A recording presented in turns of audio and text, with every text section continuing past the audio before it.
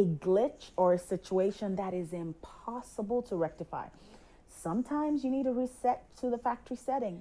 Hi, my name is Wura Grant, and welcome to another episode of Soul Talk with Wura, where powerful life transforming topics and conversations are shared to help you build a truly soulful life.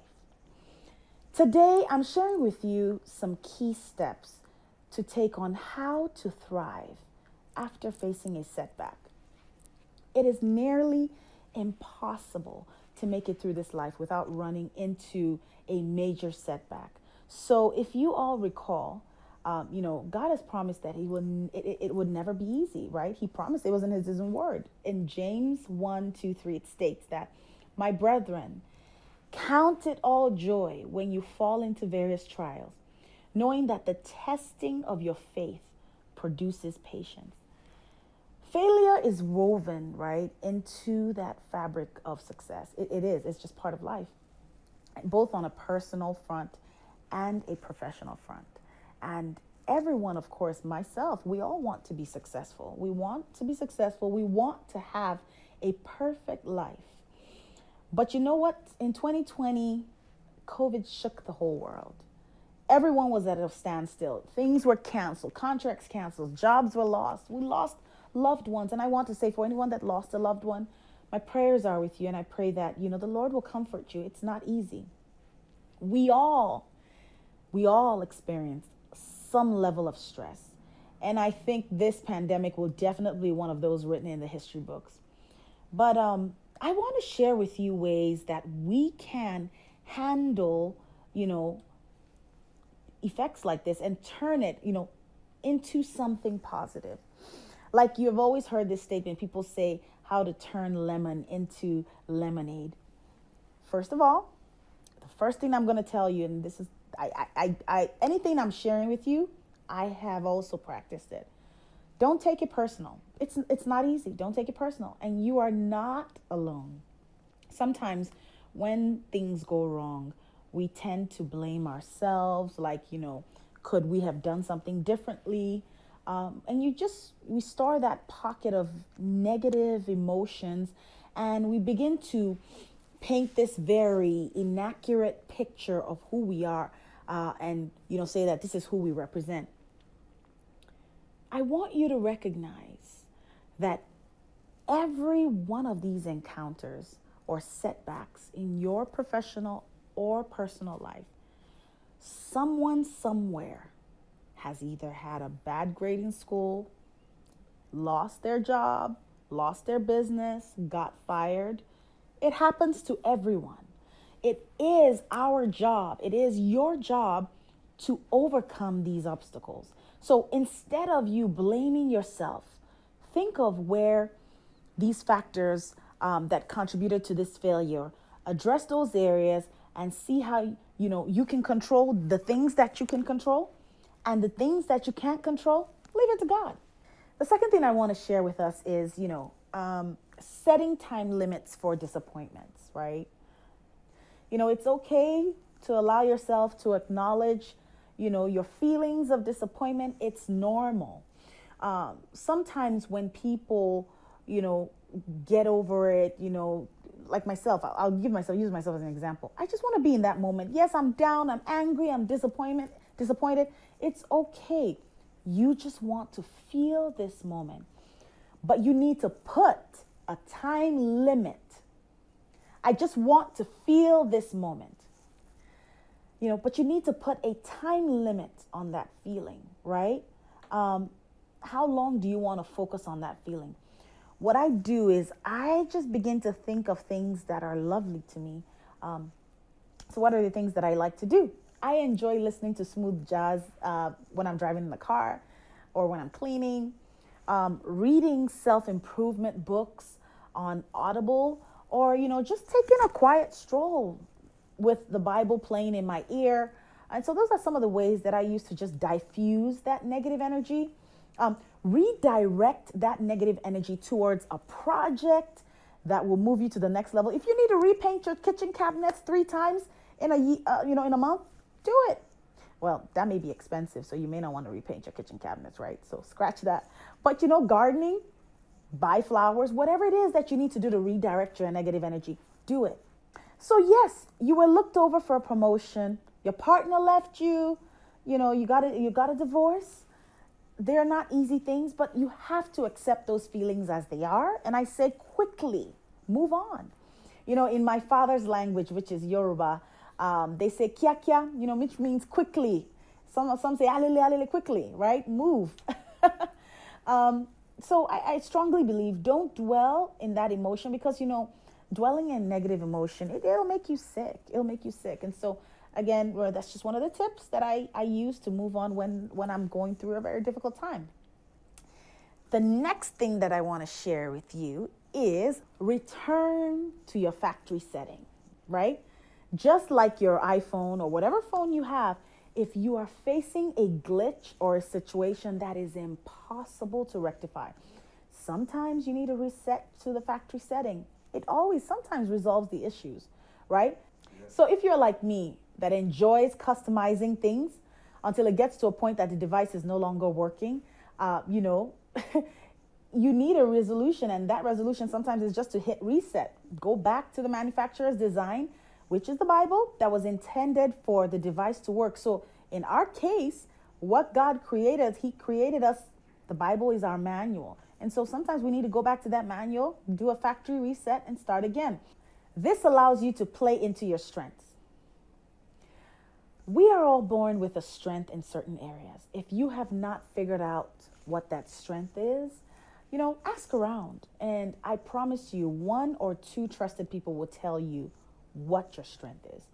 It doesn't matter if you don't think it's a strength.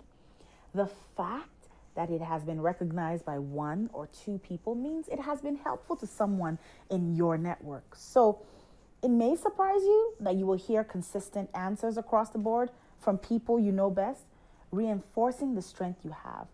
It will allow you to have more self-confidence, and that will just dissolve your thoughts, about the setback. For every win, imagine it as a badge, and you will build confidence.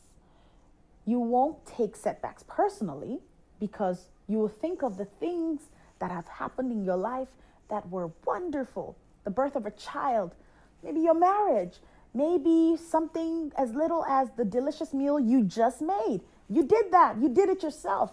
So guess what? That's a win.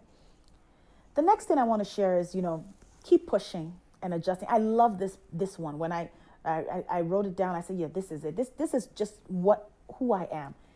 I keep pushing no matter what. Sometimes my sister tells me, you need to slow down a little bit, but that's just me. I don't like to give up. And so when you're facing a setback, keep pushing, keep pivoting, keep adjusting.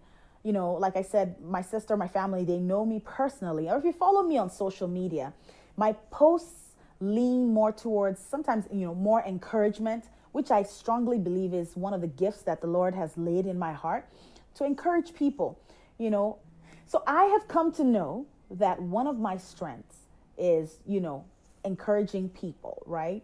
And it has become hard for me to give up on things, right? Unless it has become totally out of my power, totally out of my control, then I know, okay, God has a plan, and believe me, I need to trust God more, and I need to trust myself. And I remember when I was looking for a job, when I first graduated, I can't even remember the number of years, but it was a long time ago. I was looking, I think it was more of an internship actually. And when I first, attended one of the career fairs in my college, years ago, I went to the career fair seeking an internship. And so I had printed the incorrect resume, which had my old degree of computer engineering. And guess what? Just a few weeks ago, I had switched back to, switched to electrical engineering. And you know what? It's okay. When you're in college, first year, second year, you don't really know what you want to study. So anyway, I printed out the wrong resume. I was rushing. The print in the engineering building was miles away from where the career fair was. I'd gotten on the bus. I'm at the career fair. I have the wrong resume in my hand. I have no idea. So I had literally, like I said, just changed majors. I was so busy with schoolwork, and assignments. And I heard about this career fair and I was like, I gotta go. So packed up my bags, quickly went home, put on back then, the black suit and the white pointy shirt.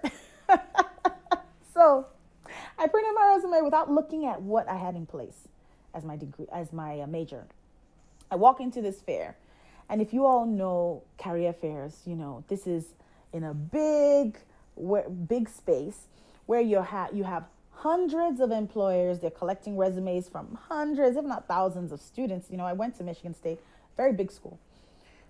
And we're all lining up at this, really Fortune 100 company, right? So picture this.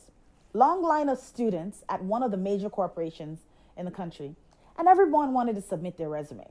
And I'm thinking, oh my God, if I can get an internship with this organization. I walk up confidently and I hand over my resume to the guy. The recruiter then asked me questions about why I chose computer science. And you should have seen my face. I was like, what did you just say? Realizing I did not know what major I had on my resume. I was trying to he must have thought, this lady is a dunce. You cannot be hired at this company. He proceeds to say pretty loudly, right, for all to hear, you mean you don't know your major? And, I was like, oh God, please, can the floor open right around me? Because everybody behind me was like, oh, just get out of the way. Let's submit our resume. So, I literally wanted the floor to open up, but it didn't. So, oh well, that's why I'm still here. I heard chuckling, and now at that time, that was a major setback. So for me, knowing there were hundreds of organizations that I still had to present my resume, and this was the very first organization that I walked into. I had two choices: run out of that fair crying and sulking to my dorm, or get into the ladies' room, gather myself together, replan, re-strategize, and walk back out there. I chose the latter. I walked right back into that career fair. I proceeded with the same resume, mind you. There was no way to go get another one printed, right? The fair was going to end in a couple of hours.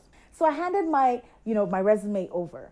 And I said, I had a quick disclaimer that I would say, pardon me, in a haste to get to the fair, I accidentally printed the wrong resume, which still had my old major on it. I couldn't control the fact that I could not get anywhere to print a new resume, but I could control how I handled that situation. So to cut the long story short, out of that resume, right, the incorrect resume, I was able to get a 7-month engineering internship with Anheuser-Busch for about 7 months. So that for me was a major lesson learned that, don't give up. Don't give up. Always just pull back, gather yourself together, and let's see what happens, right? So like I said, that was one of my early lessons of not giving up and being able to quickly pivot and do it fast. I have been so amazed by a lot of business owners being able to quickly pivot, families pivoting with, situation. I know I was one of the moms, right now I told my daughter during the pandemic, I said, when school resumes, which it has, and I haven't fulfilled that promise, that I will go and bow down to all the teachers and say, you know what, you guys are awesome. Because teaching, my daughter is a third grader. It's not easy. So kudos to every teacher out there, right? So I digress. Pivoting, do it fast, and move on. So finally, I just want to share with you, just a few more things before, I end this episode. I want you to have faith. Matthew 17:20, it states, truly I tell you, if you have faith as small as a mustard seed. So in closing, right, Matthew 17:20, it states that, truly I tell you, if you have faith as small as a mustard seed, you can say to this mountain, move from here and move from there, and it will move. Nothing will be impossible for you. And I mean it. Nothing will be impossible for you. Like I said earlier, we have all faced many setbacks, from health challenges to business failure, and we're wondering, how in the world am I going to make it, right? What I want you to see is that faith is what has seen me through many of my life's battles. And what is faith? It is the requirement of faith is that you need to trust, and you need to know that it will all work out. It will all work out for good, even if you don't know how. Faith requires you to trust in God, and just trust and know that it's all going to work out. So no matter what life throws at you, I want you to see it as an incredible opportunity to grow. Keep a positive mindset, re-strategize. Like I've heard before, they say, gather yourself together and take action and make things go your way. I just finished reading a book by Marie Folio. The book says, everything is figure-outable. I love that book because it really has been my mantra for a long time. Everything is truly figure-outable, And then finally, build an encouragement network. Have trusted confidants to talk to.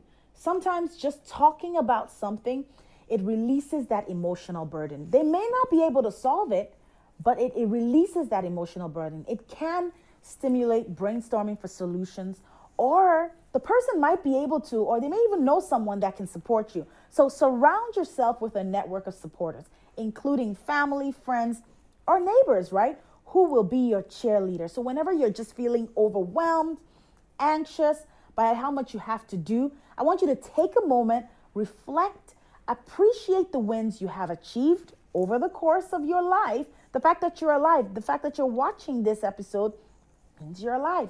That's a win. So as I was preparing this episode, this came to me. And after doing a couple of research, gratitude is the ladder to lasting success. And what do I mean by this? Imagine gratitude as a literal ladder. At each rung, there are challenges, there are setbacks, but at every rung, you overcame it and you move to the next rung. And you move to the next rung, aiming higher towards the top. It is difficult. I say this because I've experienced it. It is difficult to make the same mistakes as you have built strength, and you have now gained more confidence as you inch higher towards the top of that ladder of success. So in closing, I hope that I have been able to provide you with some tips to thrive after setbacks. As always, I want you to remember, you will face setbacks. It never was promised to us that it was going to be easy, but it was promised to us that we would have support and we will get through anything. Again, thank you so much for tuning in to Soul Talk with Wura. Don't forget to subscribe to my YouTube channel, and I would be so grateful if you can share with your friends and your network. Again, my name is Wura Grant. Do not forget to continue to live soulfully. Till next time.